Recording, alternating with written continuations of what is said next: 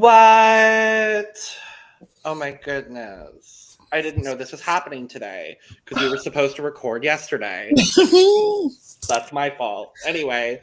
For once, it's not my fault. Yay. Oh, it's like 50-50 with us, honestly. But welcome to The Cup, the Currently Unnamed Podcast, where the tea is piping hot and we're always ready to spill. I'm Logan Murphy, just a gay, here with what was piping hot tea. We love that. I actually made tea.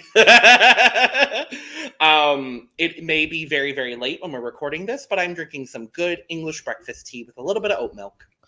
Love that. And I am Lana, your resident diva. Feeling good, feeling refreshed on vacay. I'm doing it, living it up in the Big Easy, y'all. Yes. So that's where the new location is. I'm in New Orleans. And I'm drinking water right now because I did a lot of day drinking today. So, and then some night drinking as well. Good. So I need to hydrate and keep myself, together before we can do these podcasts for, water. Because Lana's the best and podcasts on her vacation. I do. The dedication I have for this podcast. You're podcasting. I'm podcasting. Yes. I'm doing it. And as you see on our Twitter scrolling thing, as always, please, if you know anyone who can be a kidney donor for my friend Kimberly Davis, please call UAB Hospital at 205-975-9200 and choose option 4. She's in need of a kidney. I know that's a big ask to ask of you, but you never know unless you ask. So I'm asking. And if you can't donate a kidney or know anyone who's donated a kidney, your prayers and your thoughts are most welcome and helpful. Thank you very much. Yes. But we are here to talk about Miss Kimberly Davis, obviously, but also it's Merge-atory. Merge-atory. That's my favorite name for it. So I'm stealing it. I don't remember where it came from. I'm so sorry. But Merge-atory, we made it. From what? Don't we love this is Merge? Kinda. Yeah. I will say I greatly preferred this Merge-atory episode to season 41. Okay.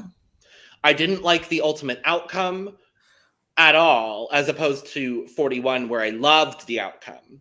Mm-hmm. But I thought it was a really, really one of the better Merge episodes that we've had in a very long time. Mm-hmm. So agreed. And it starts with a previously on Survivor. And I was like, it feels like old times. Thank you, Jesus. I was like, we get a recap of the whole season. I'm so happy. I love it here. And then we go back to Vati after the Daniel vote. And Chanel, she's still in the game. Yeah. She is still there. She's still kicking. And then she attempts to explain why she voted Mike. Mm-hmm. Mike would not let her explain anything.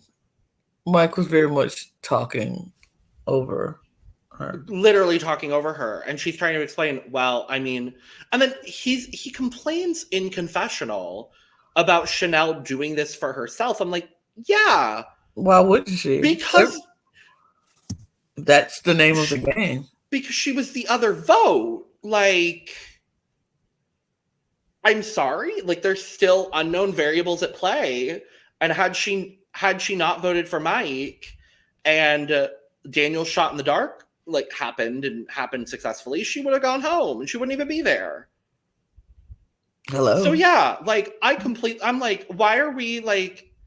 It's Stop. like, and Mike seems to be a super fan too, so it's all just really confusing to me why he like doesn't understand the game move, because like I would bet good money that if he was in Chanel's position, he probably would have done a similar thing had he thought to do it. Mm-hmm. And so it's like, I don't know. There was a lot of bashing on Chanel this episode, which I think some of it may have been warranted, but I felt like a lot of it wasn't. A lot of it definitely wasn't. I feel like Hai was very much anti and very much, I'm going to throw Chanel to the wolves. Which it was weird for me. Like, what did she do to you? Turned on him? I'm not even really sure when that happened. I guess with the whole Daniel, the Lydia, Jenny thing, he felt like him, Chanel, and Daniel were going to vote for Jenny, and Chanel voted for Lydia, and then Daniel threw Chanel under the bus. Was like, Chanel told me to do it, and Chanel didn't even have a vote. And he was like, I voted for Lydia on Chanel's behalf because she didn't have a vote. Like, he knew she didn't have a vote when you did not know she didn't have. It's just a lot of foolishness and craziness. I'm annoyed.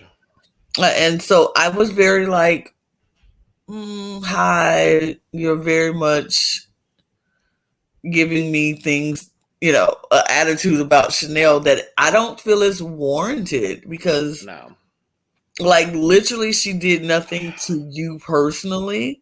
No. If you're mad because she was going after Lydia, okay. But like, here's the other thing. Weren't Hai and Lydia the swing votes in that situation?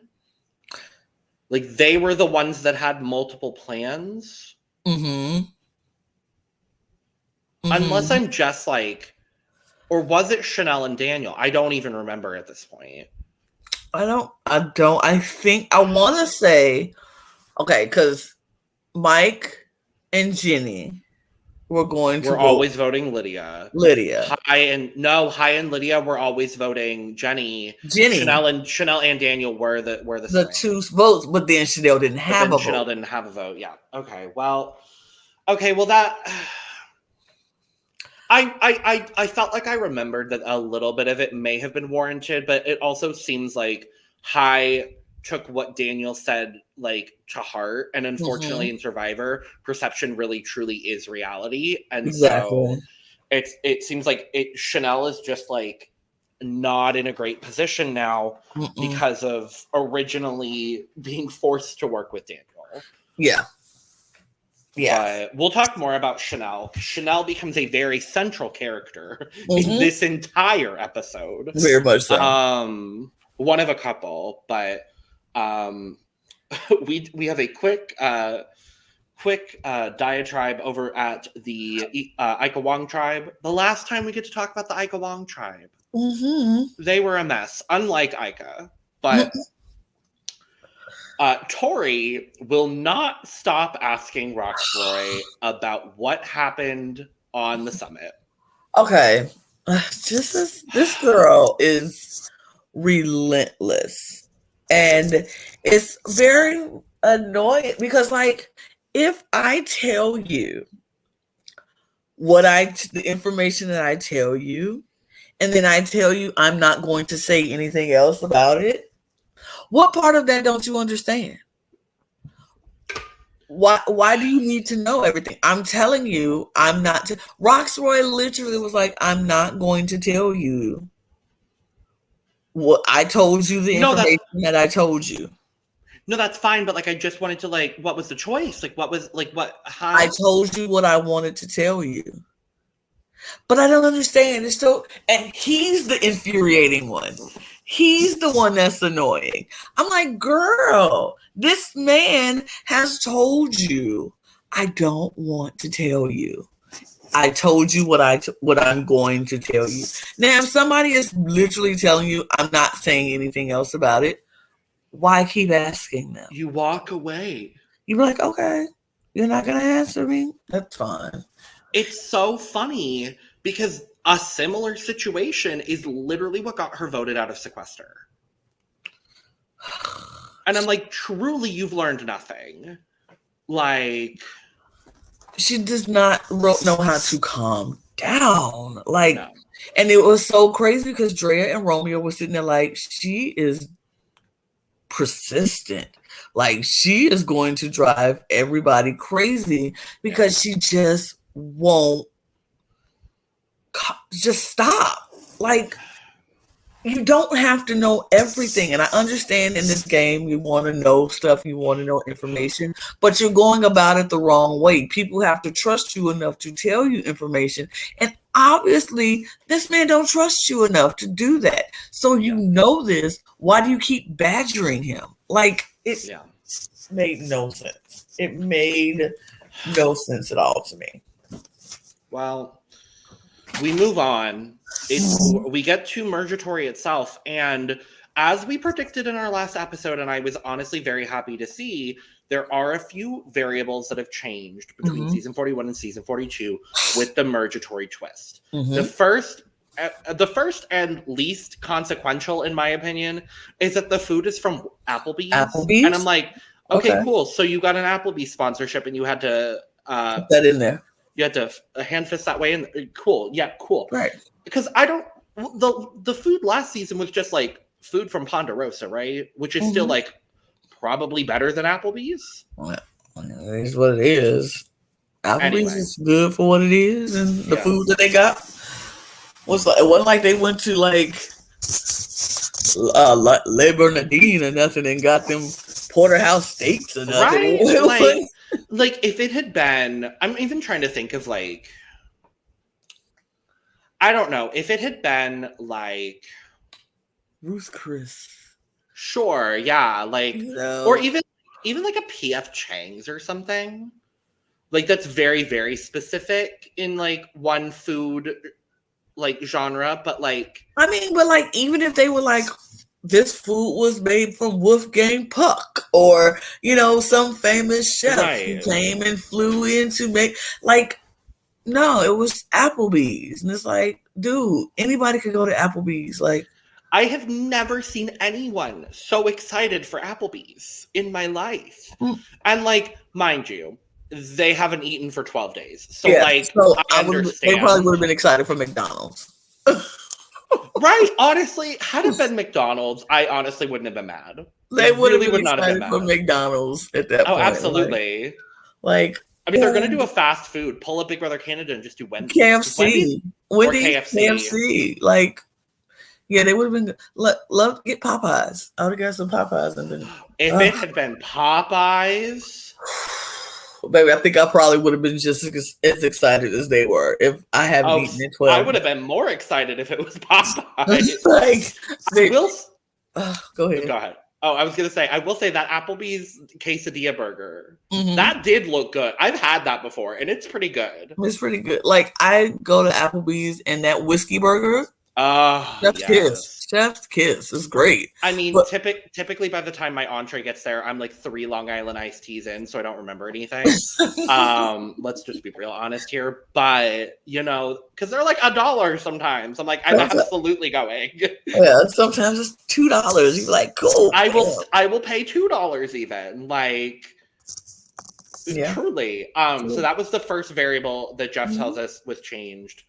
I will also say, we haven't gotten a lot of the like Jeff to camera moments. That was nice to get that. I really liked this one. I think they learned from 41 that there were maybe just a few too many Jeff to camera moments. Right. We hadn't had one in a few episodes. I was like, oh, okay, cool. I like Jeff talking to us. Hey, Jeff, how you doing? Right. How you still doing? Looking good. Still looking real good. But how you doing? How you doing?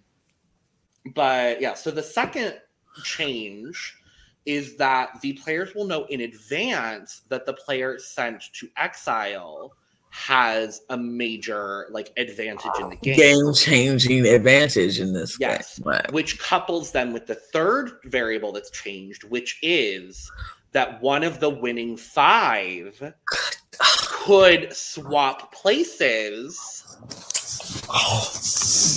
Could go themselves. That was my favorite change of this rule. Yeah. Of the whole I agree. thing. I was like, that's brilliant, because they know beforehand that it's going to be a game-changing advantage that will happen. I just don't know. I would have been like, if I know this, I want to be the one to go. I can suffer 2 days of exile without eating or whatever. I want to be the one to go. And that would have been me. That's my thought about the whole thing. Well, and it's not even like being on exile isn't even worse than losing the challenge. No, because going to exile, you get a whole thing of rice to yourself. All I gotta do is make my own fire and build my own little shelter, like baby caves. I would have got me some bamboo things and threw it on. It would have been a mattress, even if I didn't build hope it didn't rain, because I would have built my fire and gone and ate my rice and been sitting there like you do, put some coconut milk in there, a little flavor, and just some coconut rice, and just absolutely. I don't even like coconut, but 12 days. I love coconut. I can't stand coconut, but after 12 days of not eating, I'm eating some coconuts. And I'm drinking some coconut milk. Could you imagine with some of those limes that Roxroy had picked when he was like complaining about to Tori, like a little bit of lime in your coconut rice? Hello. You got a meal. That actually sounds really good. Like right now, I just ate dinner, but like that sounds really good. That's a meal. But yeah, we'll talk about the decision that ends up being made and what we find out from people after that, because it is interesting, but. It's the exact same thing we saw in 41. I want to say, honestly, when I podcasted about 41, I want to say that I had like maybe suggested that they should like have the chance to swap. That like triggered in my memory somewhere. I was like, maybe I said that. I might have to go check out that episode again. But so it's the same thing as Survivor 41, where you end up with 2 randomly drawn teams of 5. 2 people draw a gray rock, meaning they don't compete. And then the winning team of the challenge chooses the fate for both people. And it's the exact same challenge. They kept that challenge just standing there for an extra like 3 weeks in between the time they did it on 41 and the time they did it on 42. Look, who was moving that big old ball? They were like, not us. Nobody. Jonathan was moving it. Yep. So we end up with the 2 teams being Mike, Drea, Chanel, Omer, and Romeo for the blue team, and Marianne, Lydia, Hai, Tori, and Jonathan for the orange team, with Lindsay and Roxroy being the people that draw the gray rocks. Immediately I was like, if orange doesn't win, I would be shocked. Very shocked. And immediately, they're digging, they're getting that ball out of the thing, and Jonathan is like, it kind of moved. Okay, everyone, let's move this together, and then they move it together. Yep. And I remember on 41, that was the most difficult part of the challenge for both tribes. Yeah. And it's like, you just didn't have a Jonathan. Sorry. Yeah, you didn't have a Jonathan to move the big 2-ton ball. Right. I also realized, I don't know if I realized, but Jonathan was on the kids' version of Survivor called Endurance. Was he now? Yeah, so I saw a clip on Twitter today of him on Endurance, and Endurance was my shit growing up. I loved Endurance. I wanted to be on Endurance. Like, I applied for Endurance, obviously didn't get it, but like, I wanted to be on so bad because I wanted to be on the purple team because it's my favorite color, and like, it would have been all great and lovely. But I think now he's the second person from Endurance to actually make it on a reality TV show. The first being John A. from The Challenge, who's one of my favorites. If you watch The Challenge, Queen John A., icon, legend of my life. But yeah, so I'm like, good for him. But yeah, I saw clips. It was really funny. I was like, of course he was on Endurance. Of course. But yeah, Orange gets off to a very quick lead. Blue is right behind for a good portion of it. Mm-hmm. And then Romeo has a bit of trouble getting the keys down. Mm-hmm. And then Drea just gassed out. I felt so bad. That was the worst. Like Drea literally just gassed out at the wall, trying to get up that ball. It was it was crazy. Mike came through. Mike stepped up. Mike was very much the firefighter, the leader, and trying to get different situations to happen. And it was finally he was like, Romeo, you go down because you'll be easy to pull up. Help Drea up. Was so smart. So smart. It was so smart. It was so smart. And it was good. They were doing really well. And the Orange team was definitely just breezing through a lot of stuff. And they got to the puzzle so far ahead of the Blue team. Like so far ahead. Marianne and Lydia were literally just taking their time, building this puzzle. They had so much time in between. And it got to the point where when the Blue team got up there and was doing their puzzle and was getting it together, Jeff was like, it's really no choice. It's no chance. It's kind of, It's kind of over because they all down to their last few pieces. And so the Orange team does end up winning. What I thought was interesting and something that I noticed, and I'm curious if it'll come up in the future, was Jonathan making a comment directly and only to Marianne. Yep. Being like, well, while Lydia's getting it together, why don't you flip over all the pieces so you can see them? She's like, no, we got it. And it's like, of all people, Jonathan, why are you talking about a puzzle? Right. When you admitted you sucked at puzzles. And then Lindsay talks about it later. But like, I was so confused why he was like bringing that up. I was like, what? Jonathan definitely feels a type of way about Marianne. And as we'll see later on in this episode, he has no problem throwing Marianne under the bus. And like, I really feel like he's bringing over issues that they had from their tribe at Taku, and he's bringing it into this merge. And that's why he's so dead set on venturing out and making these alliances with everybody else but the people who he with needs. 2/3 of the people in Merge-atory will talk about it. Good Lord Jesus. So I'm like, I was very annoyed when he did that. I'm like, leave that girl alone. She is doing what she needs to do. If Lydia ain't saying nothing, you don't need to say nothing. And they already have half the puzzle completed at this point. I'm like, and the Blue team isn't even up on the second platform yet. Let her be. Let her be. In the words of the Beatles, let it be. Let it be. Let it be. And what he needs to do is take the words of Frozen and let it go of all that frustration and that attitude that he's been bringing over from Taku. Like, this is the merge. You have to start playing the game differently, and you need everybody who you can get on your side. And you are alienating the one person who don't want to vote you out. We'll talk about it. We'll talk about it. But so the Orange team wins. They have a decision to make. They have to decide who they're going to take with them to the reward. And they pick Lindsay. Duh. Yeah.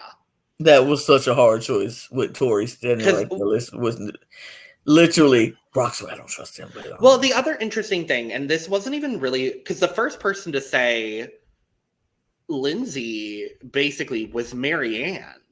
Mm-hmm. She was the first person to pipe up. And in what we saw in the edit, Tori didn't say anything. Mm-hmm. Which I thought was interesting. She probably did.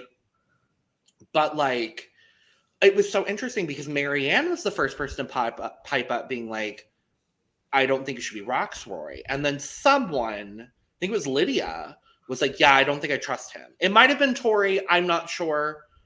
I didn't see who was talking. I mean, it might have been Tori. It might have been Lydia. I don't know.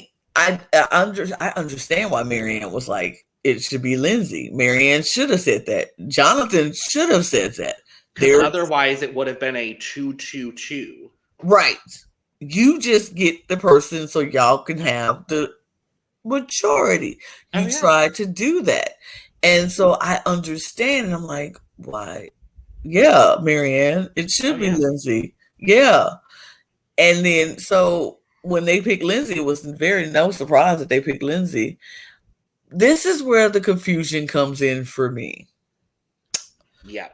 Jeff tells them there's a big game-changing advantage happens to the person you send to exile. And all 5 of them, or 6 of them at this point, were like, who do we send? Do we send Roxroy, somebody who is not, we just shunned, gave nothing to, or do one of us take it? I don't know about you, but it's a no-brainer for me. Oh yeah. I would have went to exile. Like I said earlier, I would have gone to exile. 2 days is 2 days. Yeah. They gave you a whole thing of rice, like you said, by yourself. You ain't got to share that with nobody. You get 2 days to sit just with yourself and reevaluate where you are. And this is the thing for me. Jonathan literally was like, Marianne and Lindsay talk too much. I'll have to get away from them because they talk too much. They just offered you 2 days to get away from Lindsay and Marianne, who talk too much, and get some retrospection of your life and your game. And you didn't take it because you wanted Applebee's. I'm picking a power over Applebee's. I'm picking a power. Is this a Survivor? Like the other team said, we did not come to eat. We came to win. I did not come to eat Applebee's. I can eat Applebee's at home. Right? But I need $1 million so I can eat all the Applebee's I want. So I need to go win this game. I don't care about Applebee's. And Jonathan is like, I could have took the thing. I could have went to the... That was... So they do send Roxroy. Yeah. I honestly was surprised that Jonathan didn't pipe up. I was more surprised. I thought it would have been Jonathan or Tori. I honestly thought the game player and Tori would have been too curious, since we know that Roxroy and her don't have a good relationship. But then also, I guess from Tori's perspective, she wouldn't have wanted Roxroy to like badmouth her to these 5 people that literally don't know her. So I guess in a way that makes sense. But I truly was more surprised that Jonathan didn't take it. But see, this is the thing. You send Roxroy to the other team. You're not sending Roxroy back with your team. You're sending Roxroy to the other team, the losing team, who gets nothing. Was that the case? Yeah. Oh, I thought it was just straight up swap, so Roxroy would have gotten it too. No, what it would have been was Roxroy would have went to the losing side, and whoever went to exile would have won. So it would have still been Roxroy added to the 6 of the losing trial. He got nothing. Yeah. He gets no, don't get to go to Applebee's. He just goes to losing tribe and he has to fight for immunity. Well, then in that case, you have Drea and Romeo over there. Why don't you just... It doesn't make sense. It doesn't make sense for me. I was very shocked that nobody thought to take it and they just go send somebody who you just shunned away when it's a game-changing advantage. Yeah. You don't even have to know what it is. Just the fact that it's a game changer piques my interest enough that I would want to go. Right. So I don't know. It just shocked me. I was very surprised by that. And I was blown away that none of them, Jonathan, nor Tori, nor Hai, decided to take that. Like, Yeah. Jonathan could have survived out there on 2 days by himself. Jonathan would have been more than okay by He would have been okay. He would have went out there and went to spearfishing and caught a eel with his hands. He would have went and just grabbed crabs. Just right? Like, I don't know. Like, it didn't make sense to me. It didn't make sense to me either. But yeah, he goes to Applebee's instead with everybody else, and he eats a lot of food. A lot. I was like, go off, sir. Enjoy yourself. All of you enjoy your food. Speaking of going off, Tori is going off, bad-mouthing every single person on Eco. She don't trust none of them. She don't like none of them. No. I mean, that's valid because they were all ready to vote her out at the next opportunity. So I guess, sure. And there's just a lot of eating and more eating and more eating over there. And then over with the losing tribe, they're like, there's a lot of remorse. There's a lot of sadness. Should we make Should we make all the rice, or sister? Yes, of course you make all the rice. Of course you make all the rice. It's a one serving of rice for all of you. Yes, you make it all. Yeah, you make all the rice. I love this episode. I will say, gave us a lot of Romeo, which I was very surprised about and very happy to see. Because, you know, he's been around, and obviously he's gone to tribal twice in the time that we've seen him, but we haven't really gotten a whole lot of, like, the foci, if you will, of the Ika tribe has been pretty much every other person on his tribe except for him. Yeah.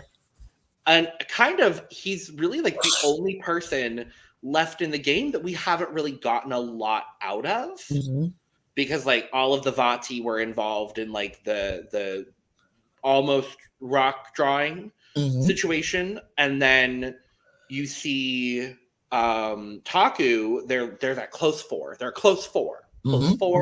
Close four. So I really appreciated, and I think this is something that kind of boosted up this whole merge episode for me, is that we got a lot of Romeo, and we got a lot of emotional moments with Romeo.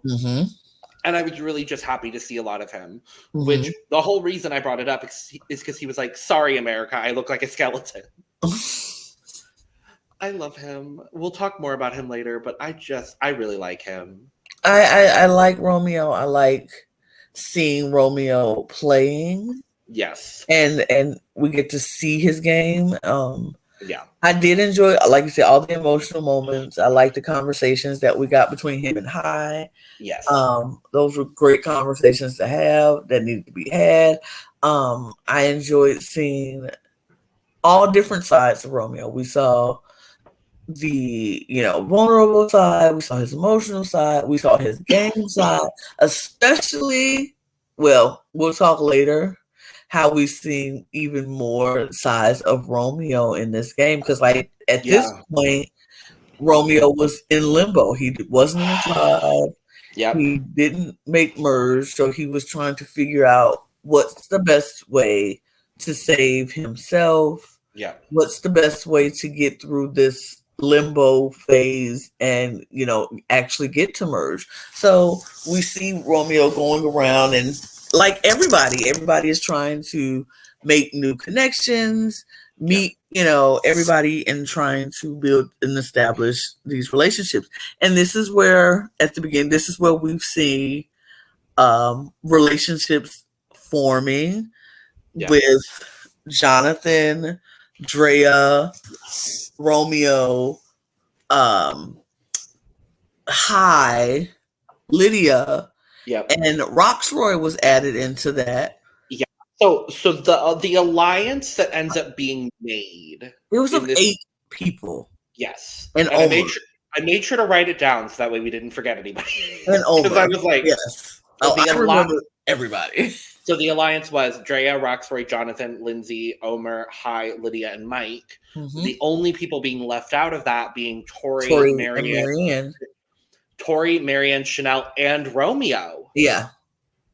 Which I thought was an interesting choice, given how I honestly thought Drea was a lot closer to Romeo. Me too.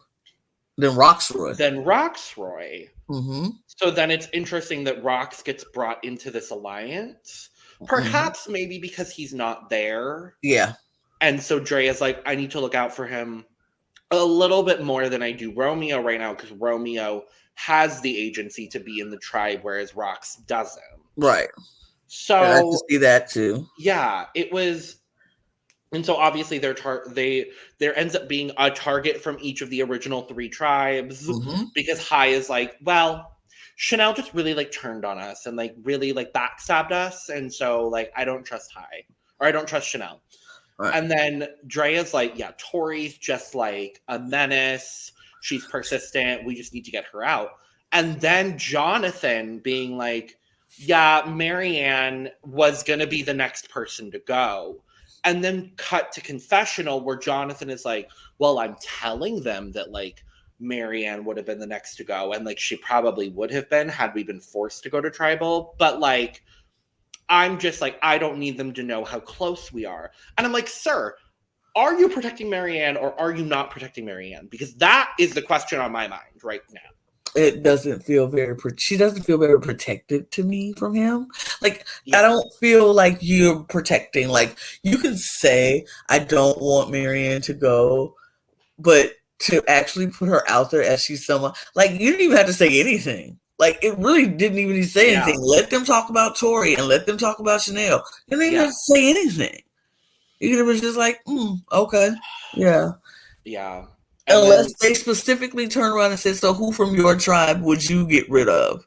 Then you have to put somebody out there, because if you say nothing, then it's like, oh, there are as close 4 as I get it. Then I get it. But you volunteered that information. So you volunteering that information is just like, are you really protecting Marianne? Yeah, it felt weird. And then I feel like it was Swiss cheese. It was a Swiss cheese tart on Marianne's head. Like, is it really protecting her from the rain? Well, this feels like a Swiss cheese kind of alliance. We'll talk about it. But Chanel then walks up on like these 4 talking, and then they're like, yeah, we're gonna go spearfishing. Oh my god, yeah, spearfishing. Some water. Suddenly everyone is like the most excited over spearfishing. And so Lydia ends up going back with Chanel, and Chanel is like just very weary of Lydia in this moment, because obviously Lydia was like, oh yeah, we're gonna target Chanel. Chanel's gonna be the first to go. And she can't say that to Chanel. Right. And so Chanel, being the game player she is, was like, that's suspicious. That's weird. Were you all making a 5-person alliance? I was so gagged when she straight up asks Lydia. I was like, gag. And Lydia, no. What do you mean? 5-person alliance? No. I would have been. Let me turn the camera off. I would have made the straightest face, like, no, because we weren't making a 5-person alliance. It was actually 8. So you weren't lying. She wasn't lying when she said lying at all. Like, so I don't know why she got so. No, I would have been like, no, please. Skipping ahead just ever so slightly, and then the same thing happens again. And she walks up on them, and Hai is like, well, we were just like talking because like the vibes here are all just really good, and like we all really like you. And Chanel's just standing there like, and everyone's like, yeah, I'm gonna go get some water. I'm gonna go get spearfishing. I'm gonna get like, I truly did not know what to make of this. I was like, I can't handle this. I was like, these people are the worst at trying to hide something. Like, poker face is a non-existent factor for these people. Like, nobody knows how to continue a conversation as if they were just not talking about shit. And like, the thing is, had they said they were going to go do anything other than spearfishing, I think it would have been fine. But the fact that they said they were going to go spearfishing again, I was like, fully, I would have been like, yeah, so like, I don't want us to be seen like a lot together, obviously, because like things are still super fluid, because obviously like we're all still getting to know each other, but like squash the conversation as quickly as you possibly can with making Chanel feel as comfortable as she possibly can. Be like, let's reconvene later when we have a better space to like talk about this. But like the vibes here, that it feels very, I love this room. This room feels so good. Right. Like, and like it very much so felt like that. And so I was like, Chanel knows, because she's one of us, so she knows when the vibes aren't good. When you walk into a room and everybody stops talking, you're like, you're the vote. You're the vote. Like, oh, it's me, right? I had it happen to me recently, so I know. I mean, I think anybody who's played a game has had that moment happen to them. When it does, it's like, oh, so it's me? And everybody's like, no. I just leave the room and start panicking. That's how I respond to it every time. I just watch people. When it happens to me, I'm like, I'll say I'm voting for me. And watch people like, no, we're not. I mean, when nobody's just like, girl, yeah. Because if you did that, then I respect you more. But right. Look, FYI for anybody watching who's going to maybe futurely play a game with me, if you're going to vote for me, and especially if I'm in the jury, just tell me. I respect that more than you like. No, Lana, I could never. No, I wouldn't. When I know you're lying to my face, like I don't like that. So FYI, just tell me, and I'm still very happy that I've only ever voted you out once. It's okay, and I wasn't even mad at it, and I'm still only very regretful how I had to use you as my stepping stone to get further in the game. It happens, you know. It honestly, it happens. It really does.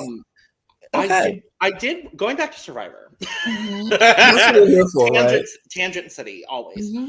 I wrote down a few quotes and like situations and like little things that they dropped in that I thought were really fun in this moment too. Mm-hmm. The first being a really like profound quote from Marianne, our queen, where she's talking to Tori. Yes. And she's like, a problem later is a shield in the future. And I was like, I love that. Yes. And Tori was like, oh. Tori, being the super fan too, was like, oh. That's deep. Like she literally saw Marianne the player in that moment. And that's what we saw. Like everybody's so used to seeing Marianne, blah, blah, blah. But nobody is trying to see or is willing to see Marianne is actually a player. And I Tori got a glimpse of that. Yeah, I will be very honest. I think that was also the first instance that I saw Marianne the player. I think that's the first instance that everybody saw Marianne as the player. Yeah. Because otherwise she's either been like bubbly, sweet, oh my God, beautiful, classic story of the bunny rabbit having lunch in the mailbox, having dinner in the mailbox.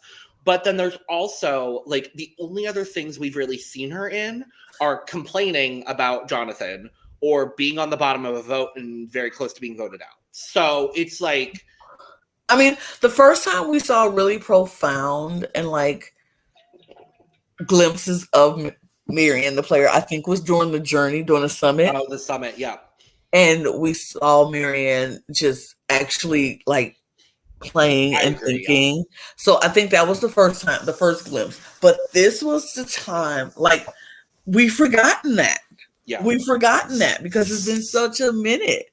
And the edit is basically always show Marianne as the comic relief, the bubbly person, the fun, getting on people's nerves kind of fun, kind of person. So we didn't get to see that Marianne is actually here to play this game. But we this was a moment that she just showed everybody again, like, yeah, I'm sweet. Yeah, I'm funny. Yeah, I'm bubbly. Yeah, I'm all of that energy. But I'm also a player. And that moment, that was a good quote. Like that was one of the things that stuck out in my head. And I remembered word for word what she said. I was just like, wow, you know what? I'm going to use that in my own, like, even in life, a problem now could be a shield later. Yeah. Honestly. The other thing, not nearly as fun, but it's when Mike and Jonathan are bonding. Because I loved that. I wish Roxroy had been here in this moment, honestly, because everyone's like bonding on the beach. And I was like, this is like a really cute, like not Survivor moment that we normally don't see. And I think that also added a lot to why I liked this episode so much. Because I was like, this is a cute little anecdote of just all of them like bonding on the beach. I was like, this is fun and cool. And then Mike had to say, for once, maybe the physically stronger people can win.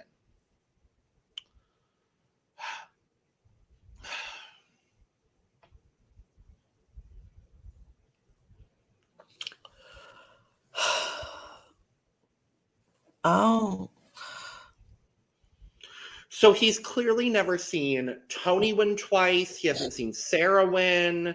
He hasn't seen Ben win. He hasn't seen Fabio win. I could go on.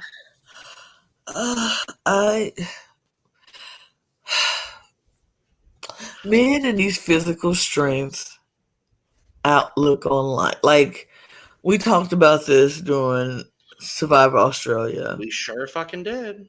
And go check that out. It was a fun little series that we did. Fun series. Yeah, check it out. Survivor Australia was great.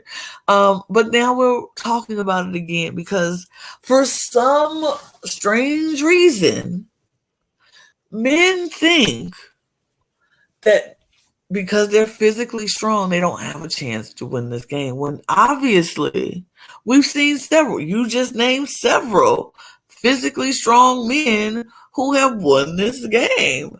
And a woman. And a woman. Even though we don't love her, but like she won. She That's did win. The fact of the fact, she won. Yeah. So it's not like it's always the strongest that gets picked off because of their strong. Has it happened?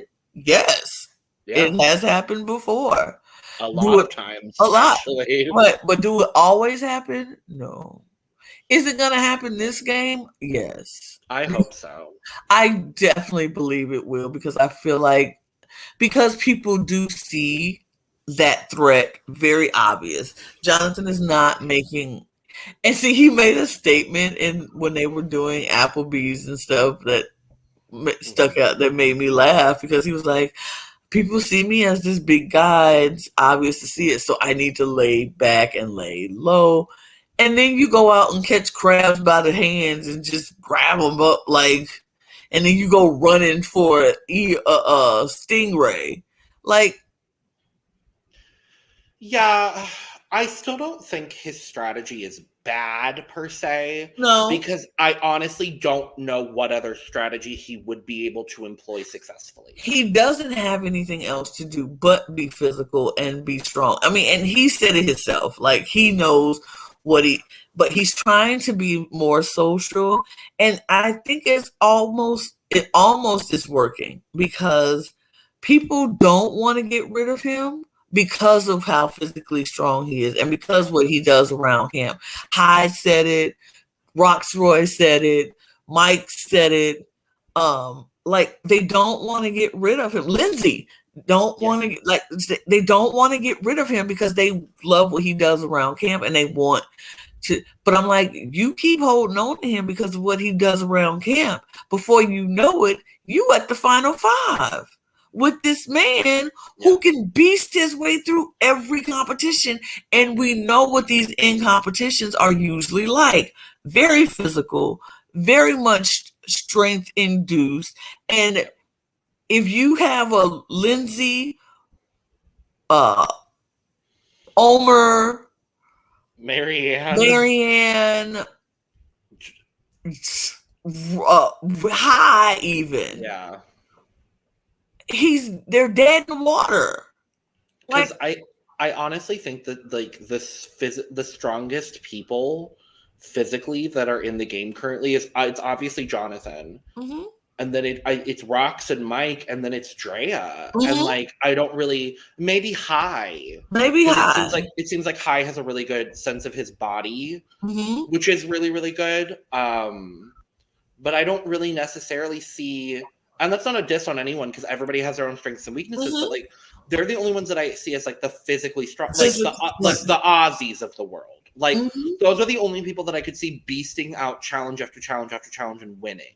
And so I don't know. I feel hopeful for Jonathan because on one hand, I do really like him as a player. And I think if he can get that little bit of the outwit, because the new format of the finale, outwit, outplay, outlast, like if he could get that outwit just turned up a couple notches. Yeah. I think it'll counterbalance the fact that the outplay is very strong and the outlast is very strong for him.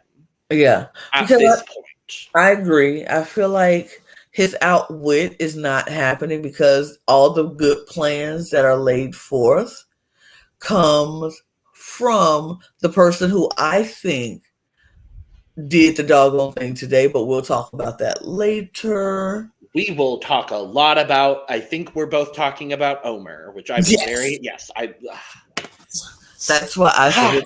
But we'll get there. We'll get there. So, I do also want to point out, because we didn't point it out, Drea feels comfortable enough in a conversation with Jonathan, Hai, and Omer to tell them all that she has an extra vote, because Omer has come to find out that since Chanel didn't have a vote, he also doesn't have a vote at this tribal council. Which also turns into another we're going to bash Chanel session, because Chanel is not trustworthy. Chanel. And I'm like, I'm sorry, what? Like, when did Chanel tell you, Omer, that she was not going to take the risk? When did she tell you that? She never said that. I believe they said, and we talked about it in that episode, but I believe they both agreed on if there was a way to benefit both of them, they were both going to try to do it. Do I think that was a smart move from Chanel risking her vote? Still, absolutely not. No. Do I think it was smart of Omer? Yeah. Yeah. He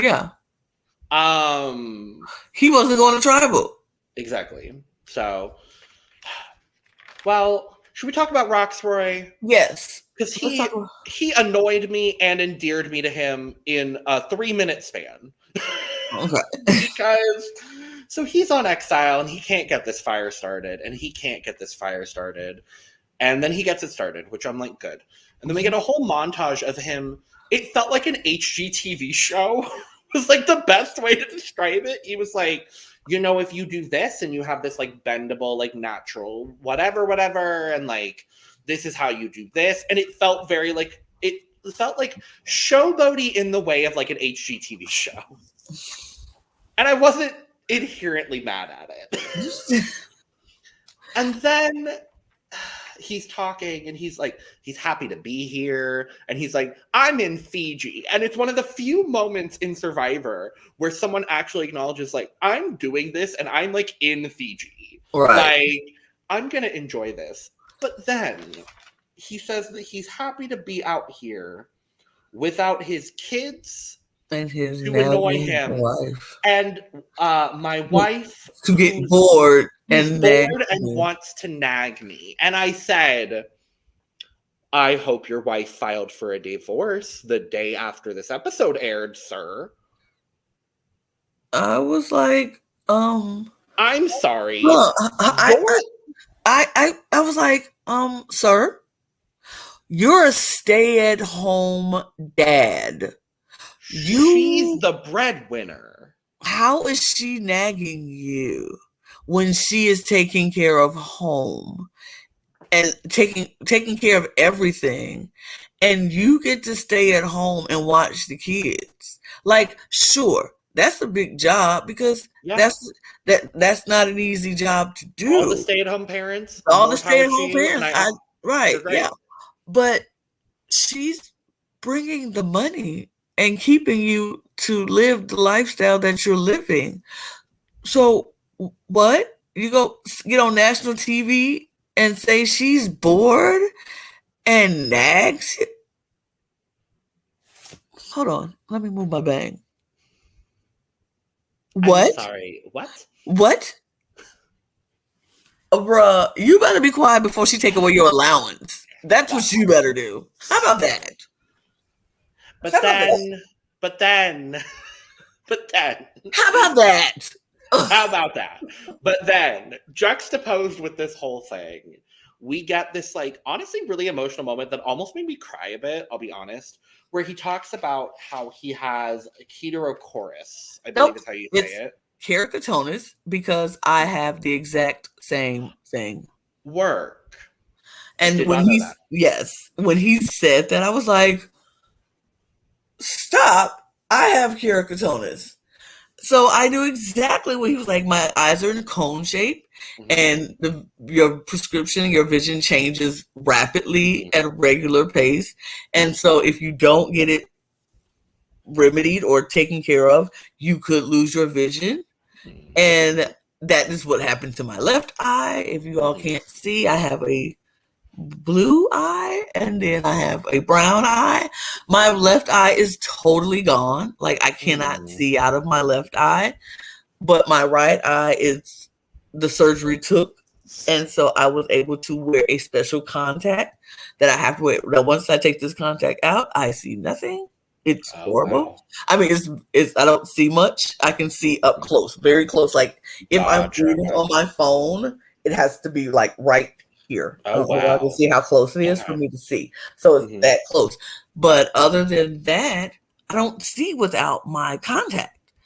And so, so when he said that, and I don't know if his is as extreme as mine, because my doctor told me that mine was the most extreme that he's ever seen. So good. But everybody, me and both of my sisters, all have it. No. All three of us have it. And all of us have to wear the hard contact lenses to do it. They have it in both. They got two contacts because both their eyes work enough, but they have contacts. My dad apparently passed it down to us, but he didn't even know he had it. Thanks, Dad. Thanks, Dad. Work. Period. So when he said that, I was like, oh my God. I know this. I know what he's going through. And when he was wearing his glasses, I was like, I can see that, because they're very thick glasses, because the vision changes literally at a rapid pace. You can be fine 1 month, and then the next month you need to go get a stronger prescription because your vision has changed so much you can't see. And I think this is also the first time we've seen him wear those glasses. And so it came out of a little bit of nowhere, but I was like, I loved this moment because, like, again, I love Survivor for the social strategy and all that kind of stuff, but I also want to get to know who these people are. Exactly. And we did a lot of that this episode. Because we glossed over it ever so slightly, but Romeo also has a very emotional moment with Hai, talking about being a gay man in South Central LA, which can't relate to the specific situation, but can relate to being gay. So I understood the troubles of that. And I will say I had a much better time coming out than most queer people do. And I'm very grateful for that every day of my life. But I do know a lot of people that have struggled severely with that and have been in similar situations that Romeo has been in. So I really felt for him. Yeah. I liked both. Oh yeah, go ahead, sorry. Okay. I liked hearing how he was like, I'm very like, not jealous, but love the way that Hai was able to just be himself. And I feel like people coming from backgrounds such as Hai and such as Romeo, and people of color, and I'm sure all queer people have similar instances, mostly with coming out and having to deal with different people either liking and accepting it or not liking it and accepting it. But also when it comes to like Romeo in his community, and then living in South Central, which is, anybody who knows South Central knows, is not the easiest place to grow up, and being surrounded by, at that time, a lot of gangs and violence and, very hardcore thugs, blah, blah. being queer was not something that you came out and was very much accepted. And then his own family, that's what he said, most of his family don't even know who is in El Salvador, where he's from. They don't know. So they're going to find out when they watch the show. And he doesn't know how they're going to take it. And so that was a very emotional thing for him. And I was like, I felt for him. I felt like, because I am not queer, so I don't know that struggle of telling people something about you that, about your life that people will either accept or not accept. Mm-hmm. But I do know what it's like to be rejected by people. Yeah. And so that's a thing. Mm-hmm. And so I felt for him. I was like, oh, this is such an emotional moment. But I love the fact that he had somebody like Hyde to talk to and listen to and understand that everything is not always bad. Like Hyde had a different story coming out, and his was much more accepting than So he got to see, I enjoyed it. It was a good moment. Yeah. So like you said, this is a very emotional show, reflective moments by people. And I think Survivor US got some tips from Survivor Australia, because it was very much Survivor Australia-esque with these retrospective moments. Yeah. I was like, I was going to say, look at us both having things that we directly relate to in this episode. Look at us. Because, and I definitely understood one of the other things Romeo said, and then we'll move on to the immunity challenge, because we still got a good amount to talk about. Right. But, Romeo was like, I have to, put on this persona of, being straight. And, I would say 99% of queer people can 100% relate to that. I know I definitely do, because I know even today, I'm very much so in tune with myself. But I know if I go into a store or something, if I'm interacting with a man that's presenting to me as straight, I will 100% drop my voice at least an octave. Mm-hmm. I'm like, hey, what's up? Good, how are you? It fully drops. But then if it's anybody else, I'm like, oh hey, it's just that kind of stuff that I definitely related to that. And like I said, I had a better time with my coming out, but it wasn't all 100% perfect. I have family that stopped talking to me because of it, and it's whatever. I'm not the only queer person in my family too, which makes it really funny. But the point is, this is why we cast over 50% POC. This is why we cast more than one queer person on any given show. This is why diversity in casting matters. Mm-hmm. This exactly is why diversity in casting matters. Yep. And I'm just happy to see it. I am too. I am very much happy that we get to these conversations. This season of Survivor so far, we've gotten so many different conversations that needed to be talked about. And just in these 12 days of whatever, we've gotten so many conversations that we would never usually get, starting with with Jackson. Jackson, exactly, being transgender, and then learning about the drugs that and the things that took them out of the show. And so it was we had that conversation along with Mariah and her brother dying of COVID and how it affects everybody in their these conversations and these stories need to be told and need to be heard, even if it's for one episode or two episodes. It doesn't matter. We get to hear the story. We heard all of Jackson's story within the first day. Yeah. And it was great, because this person's not going to be here. Yeah. And they were gone quicker than, because of some other stuff. And then Mariah's story was told, but she was gone early, but we still got the story. Yeah. And it still came out. So I love, this is, like you said, this is why diversity in casting, and this is why we need to know the backstories of these people, because some of their backstories are incredible and they need to be told. Yeah. And if the right people are editing this stuff and the right people are behind the scenes running this, it could be an amazing show. And this has turned out to be a pretty great season so far because of the diversity. Yeah. I was going to say, I think of the pre-Merge-atory people, I think the only person we didn't get a whole lot of backstory on, unfortunately, was Jenny. Yeah. Jenny is like even Zach being voted out first. I felt like I know a lot about Zach. Mm-hmm. And I don't feel that way about Jenny, unfortunately. Mm-hmm. And I wanted to. Because wanted to know more about Jenny. We love Jenny here at the Cup. We love Jenny.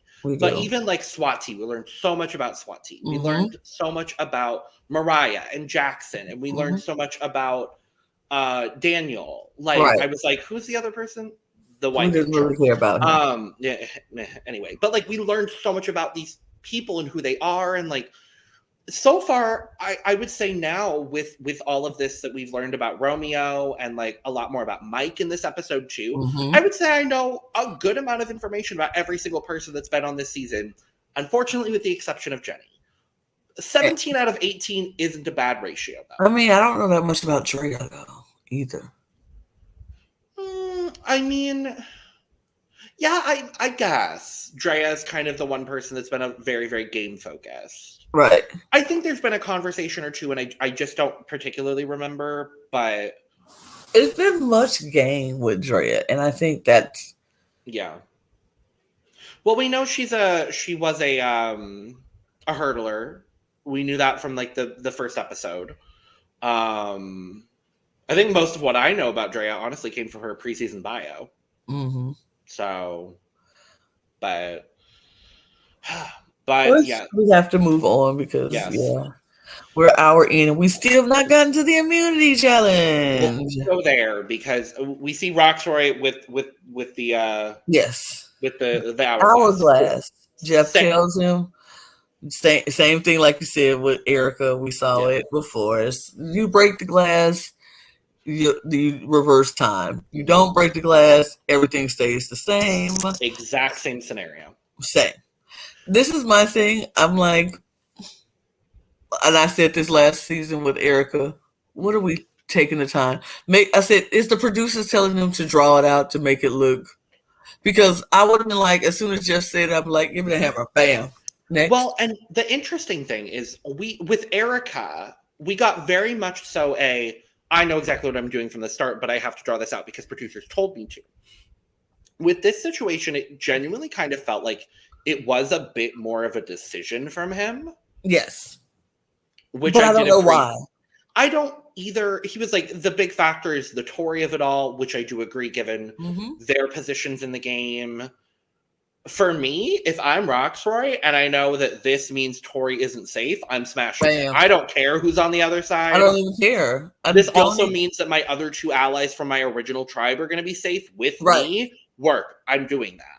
Like, it didn't make any sense to me. Like, I would have been like, when Susan just said it, I'm like, that's what it is? Oh, okay. Bam. Next. Yeah. So we go to the immunity challenge. But I think, like I said, I think the producers tell them to drag it out a little bit too much. Because Erica didn't. Right. Is this an indication that Roxroy is going to be the winner of season 42? I hope not, but like, I won't be that mad at it if it is. I'm not mad at it because it's another Black person winning Survivor. So like at the baseline, cool, great, love it, amazing, wonderful. But is he the choice? Is he the choice? Not currently. His gameplay could prove otherwise, and I'm keeping my option. There's only one person out of this top 12 I don't want to see win. We all know who that is. I'm not going to say it. But so we go to the challenge. Roxroy smashed the hourglass. Boom, boom, boom, boom, boom, boom, boom, boom. And now we have Marianne, Jonathan, Hai, Lydia, Tori, and Lindsay competing in a classic immunity challenge. The rope pull, stack the immunity blocks. Which a lovely Merge-atory challenge. It's a classic, like I said. Cool, whatever. It's funny how we keep calling it Merge-atory. You know, I thought the same thing when I was like, Merge-atory is a cute name. Oh, wait. And I just didn't want to bring it up. But yeah, so I also have to say, I don't typically remember the immunity necklaces, but this is one of the prettiest. The ruby situation, I was like, yes. When he unveiled it, I was like, that is sick. That is one of the first times in the past seasons that I'm like, me too, because like all the other ones, I'm like, they just I could like you put a arts and craftsy thing together and just threw a bunch of circles and some spears on it. It just like nothing ever looked good. I never liked any of the immunity idols before, like none of them. We just watched Australian Survivor for 10 weeks. I could not tell you what the immunity necklace looked like. Yeah, I don't like them. I never liked them. And see, like me, I don't like religion alert.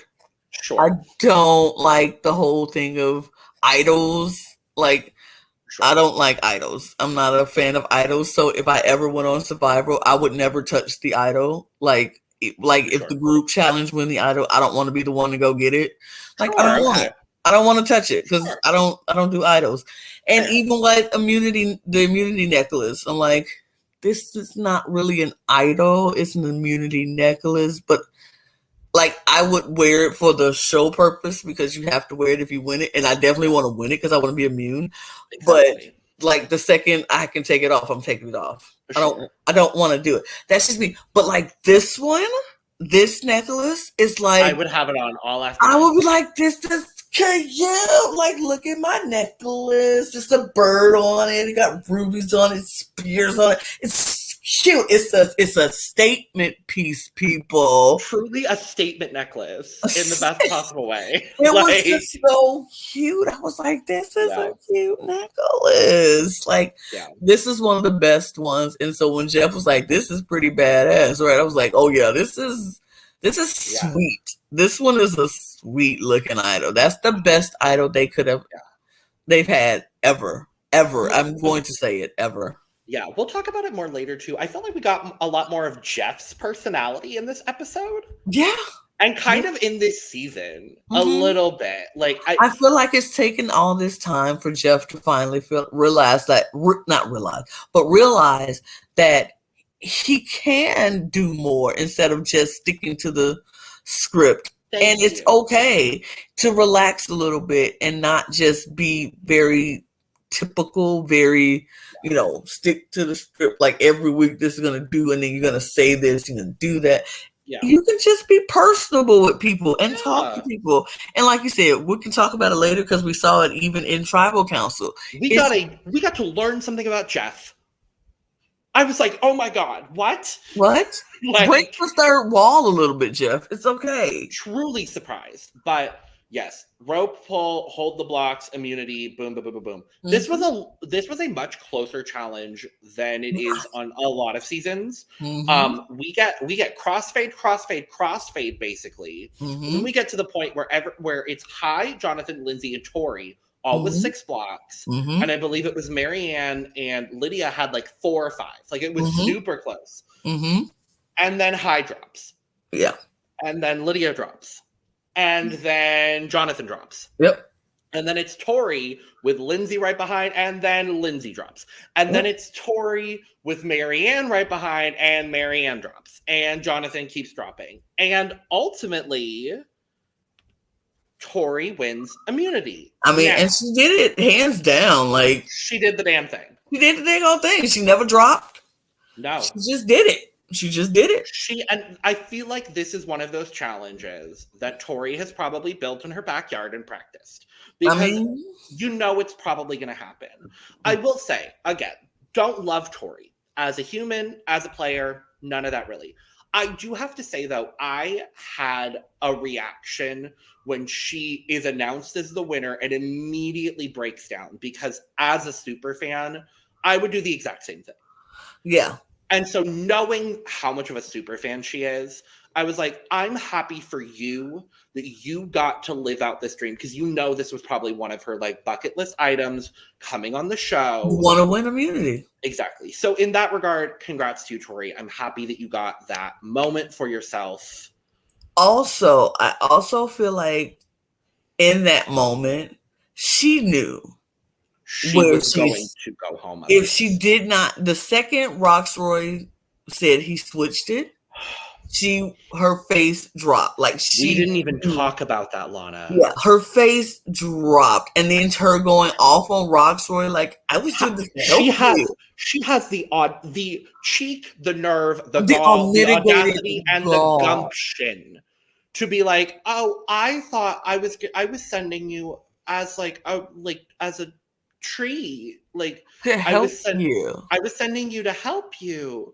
And then I just love it was Mike on the other side turning to, I think, Drea. Yep. Mike is like, she's burying herself. She's burying herself. And I'm like, because we know, had Tori not won this challenge, she was going to be voted out. She was gone. We knew it. She knew it. Everybody there knew it. And she did the damn thing. So honestly, congratulations to Tori for winning that. That does unfortunately mean, though, that someone I like is going home. And I'm sad about it.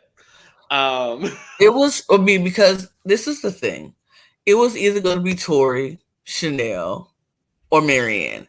That was all discussed before the immunity challenge. So when the immunity challenge happened and Roxroy switched, that made Chanel safe. So Chanel is no longer in danger. Tori wins immunity. Now she's safe. She's no longer in danger. So that leaves Marianne.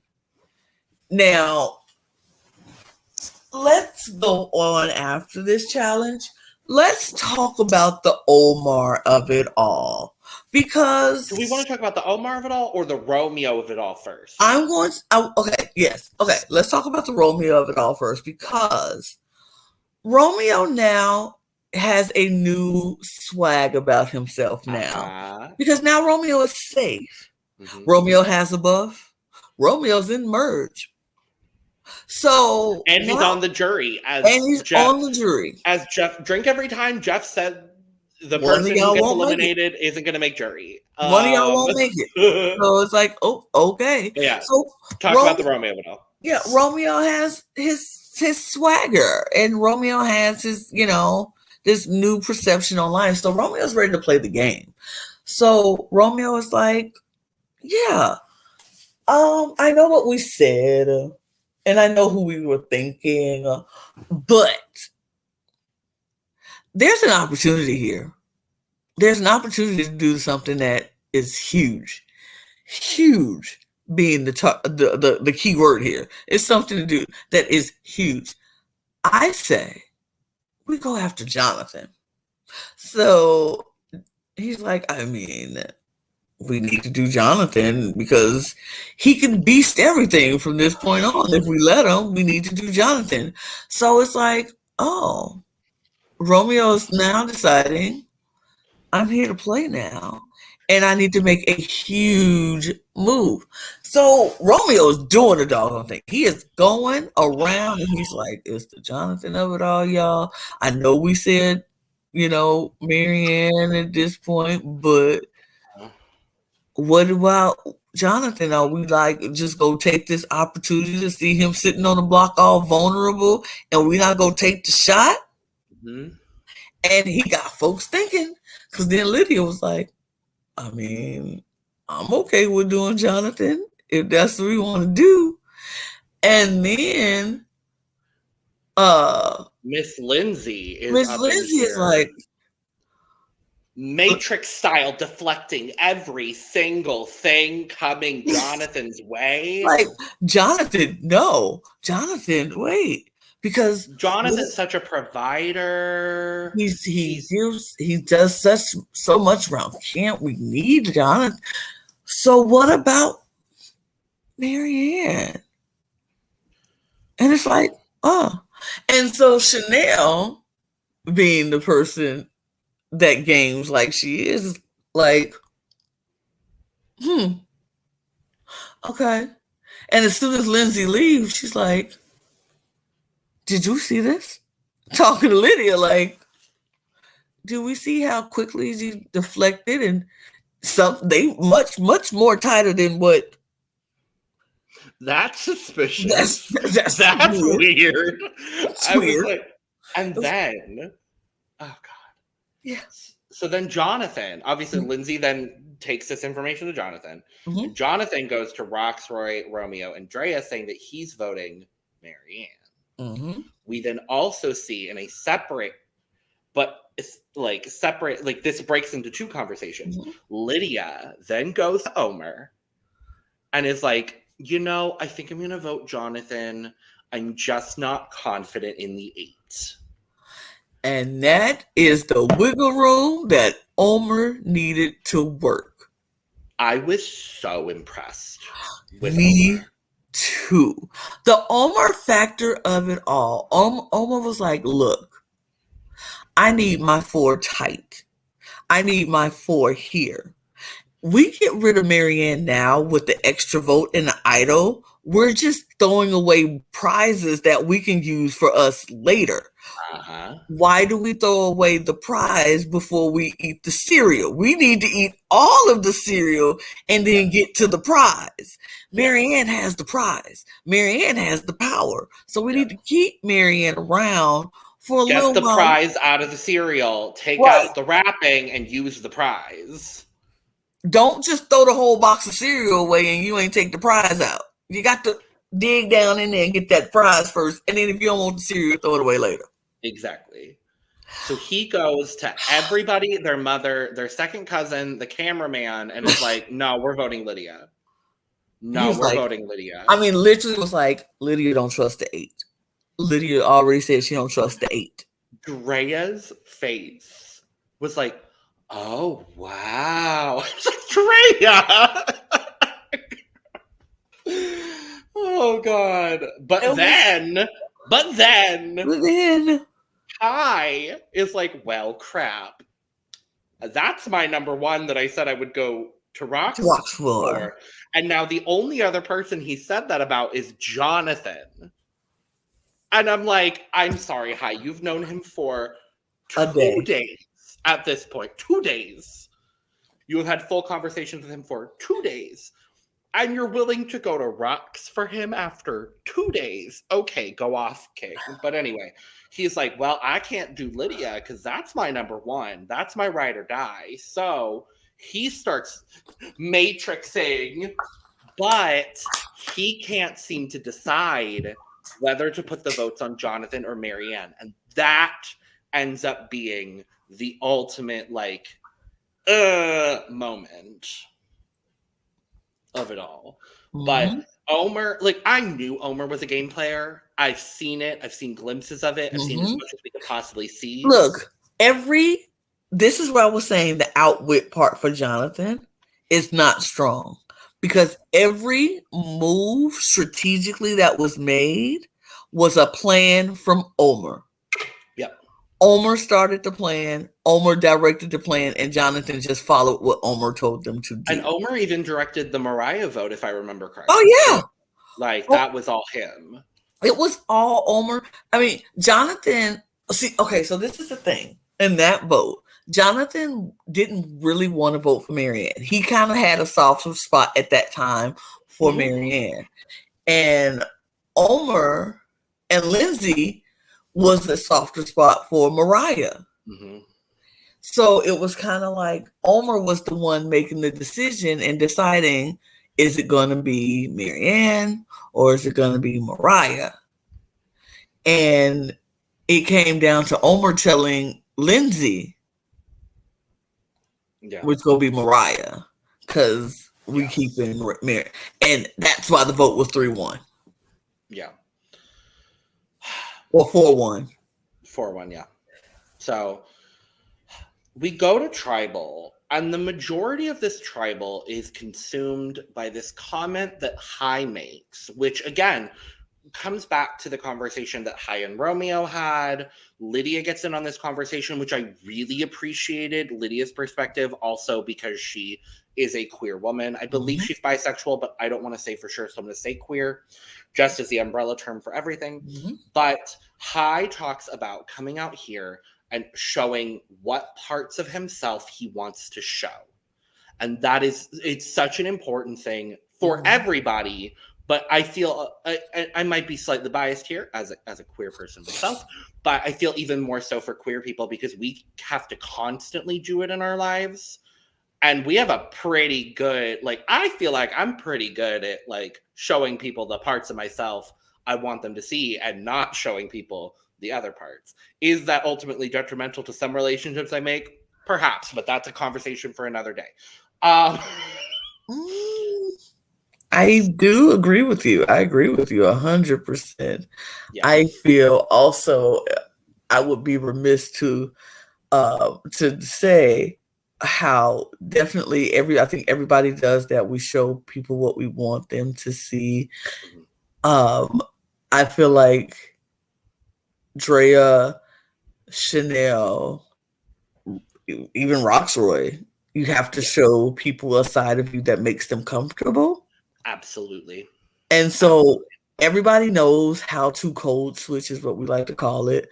We love to code switch. You can give people what they want to see, or even what you want them to see, especially like on TV. In this aspect for them, what they put out there, they know they want people to see that part of them, and they can hold back some things because I don't want people to see me going off, so I'm gonna fight the feeling of snapping on people because I don't want people to perceive me a certain way. So everybody's doing that. And so I love that they talked about it because it's like, this is reality TV and this is a game, but this is also very much reality. It's reality. Yeah. And sometimes you're going to see the bad in reality, but they're not giving you all the reality. They're giving you what they want you to see. Yeah. And it does unfortunately come back to these negative stereotypes that have been perpetuated a little bit by reality TV. And I only use this in a reference because I don't say this to anybody, but like the angry black woman trope. The Asian people are sneaky trope. The queer people are not trustworthy trope. Like, those are all things that unfortunately are perpetuated a lot by reality TV. But I'm really happy that, I guess, Survivor kind of making, not reparations, but like acknowledging it is definitely not even close to reparations. But like acknowledging that this happens and giving a platform to like discuss these sorts of things in a more positive way without like truly acknowledging it, but like kind of. Yeah. And this is where we get Jeff's little anecdote and talks about how, he moved high schools, like mid-high school, something that I did. So I understand. I did that too. Yeah. So, and I was like, I love this little Jeff anecdote we're getting. I was like, Jeff, look at you sharing your real self to people. It only took us 42 seasons to learn a little bit about 21 damn years, Jeff, but work. And then the rest of Tribal is basically a lot of shots of Roxroy with a beetle on him. Yeah. Like, oh God. I mean, yes, I would have been Marianne in that situation and would have been yeah. Oh yeah.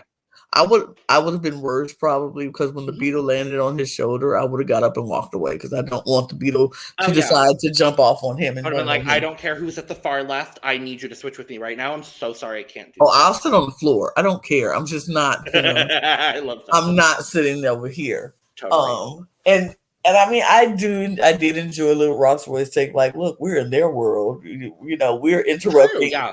And I get it, but that don't mean I want to be around it. That don't mean I want the beetle to land on. I might be in their world, but I don't want to be up in their world with them. Right. With them in my eyesight.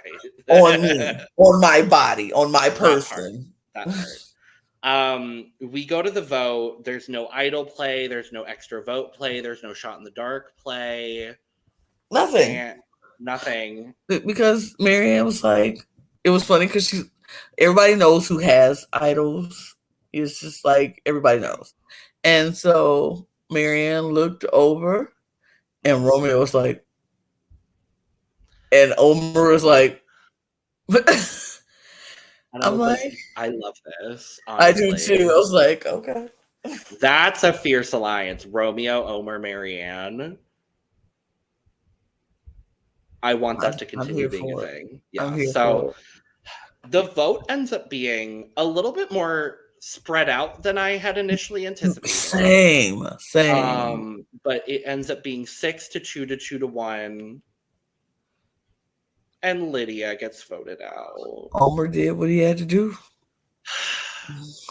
I would have rather Lydia than Marianne. Mm-hmm. That doesn't mean I'm not Not upset. so happy about it. No, I'm look, I was like, ugh, I didn't really want to see Lydia go at this point. But if it had to be either Lydia or Marianne, I needed it to be Lydia at this point. I was hoping, like honestly, I was hoping to be Jonathan. Me I was kind of personally. hoping it would be Lindsay, if I'm being really honest, just because she's such a non-factor to me. She is. But see, that's why I knew it wasn't, because Yeah. she's such a non-factor. And Yeah. once again, Roxroy votes completely off base. Like, let's talk about that. So 6-2 to 2-1. Lydia did have the 6 votes coming from Drea. Hi, which I was sad about. I was shocked about. I understand, because in his perception, that's where the majority's going. But that's your ride or die. And if the I majority is know, already yeah. going there, you don't have to stick the nail in the coffin and do it too. Yeah. But I guess since she's not going to be on jury, it doesn't really matter. Yeah.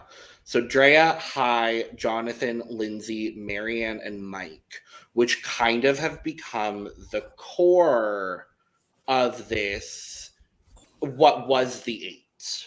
Mm-hmm. Now it's minus Lydia and it's minus like Roxroy are the two outside of the or Roxroy and Lydia. Yeah, Roxroy and Lydia are the two outside of the 8 that didn't vote that way, obviously, because now Lydia's gone. Roxroy votes for Lindsay. With a spelling of Lindsay I personally have never seen. I didn't see it. It was like Lyn or Lyd or no Lynze. Lyn, okay. ZE was the part that threw me off the most. But wow. Anyway, there were 2 votes on Marianne coming from Lydia and Romeo. Interesting. And 2 votes on Jonathan coming from Chanel and Tori. Mm-hmm. Those didn't surprise me. That didn't surprise me at all, because Tori was definitely going for the Jonathan, and Chanel was very much on board with Jonathan going. Romeo voting Marianne was kind of confusing to me. It was very confusing to me. I don't understand why. I hope we get a confessional from Romeo talking about that, because I was confused, but I don't know. I was very confused. I don't know. I was confused about it. I was like, these votes are all over the place in weird ways. Like, people who I expected to vote one way voted a whole different way. And yeah. It was just weird. And it seems like the weird is going to continue into next week, because we get the preview, and it's one of those classic Survivor likes to do this all the time, where like 7 different people's names are being thrown out as targets. Mm-hmm. And I'm really truly interested to see how, the actual merge vote is going to end up. Yeah. I mean, if I was Jonathan, Lindsay, and Marianne, I would feel a type of way, because like we all get these votes. Who's voting for me? Yeah. Because the only person of the eligible people to be voted out that did not receive a single vote was Hi. Mm-hmm. And I hope that, I don't hope it, because I want Hi to go far, and I like Hi a lot, and I like Hi as a game player. Mm-hmm. But I hope for somebody's game of those 3 that got votes, I hope they realize that Hai is the only person that didn't get the vote. Right. Maybe not necessarily act on that information immediately, but keep that in your head just in case. So, we got amulets, we got idols, we got extra votes flying everywhere. And I'm excited to see where this goes. I am too. It was go ahead. I just realized, because there was a quick moment with like Team Amulet, as I'm calling them, Drea, Hai, and Lindsay, where they all talked about wanting to work together. I also just realized they all voted together. So interesting. Very. So now that makes me wonder, were the conversations that we did not see? Because where did that come from? Was that just a coincidence that they all voted together? I think only time will tell. We will see maybe in the next episode. If they do it again, it's like, no, that's not a coincidence. That's a plan. That's a plan. Well, they all also happen to be in the 8, which I guess is now the 7, maybe. It doesn't seem like, it seems like one of those Big Brother alliances that's made week 1 that doesn't last beyond week 3. It's kind of how I feel about this 8, whatever. It's only going to go another week or 2. And because literally the person voted out was from the 8. So like, yeah, I don't know. I am very, very excited to see what happens. Omer killing the game without a vote. Right. Like, literally had no vote to do anything, but ran that vote. Yep. So with that, 2 hours of Survivor down, and we'll be back next week. Yeah, you know what to do on your way out. Like, hit subscribe buttons, all of that. Push follow, do all of the things so you will, know every time we're going to go live or every time we're going to drop a recording, hit the button. And if you need to know, because like somebody's been there on their job and putting out a schedule, I see. So follow @thecup_reality so you can find out what our daily schedule is going to be, when our videos are going to drop, when we're going to go live, because somebody's doing their job and did what they're supposed to do. And I'm so proud of you, Logan. Thank you. Even though Survivor this week goes out a day later than it has the last 5 weeks, but like whatever. It's okay, but we're getting It's also done. my fault, but it's whatever. It's getting done and we're going to do it. So just follow us and do whatever you got to do. And then, if you want to just follow me and Logan because we're cute, do that. Sometimes we have more people. Sometimes we do. Sometimes we don't. Hopefully next time we will. But, do what you got to do. We love you. We appreciate you taking the time to enjoy a cup of tea with us, and we'll be happy to refill your cup up the next time around. So with that being said, thanks for coming by.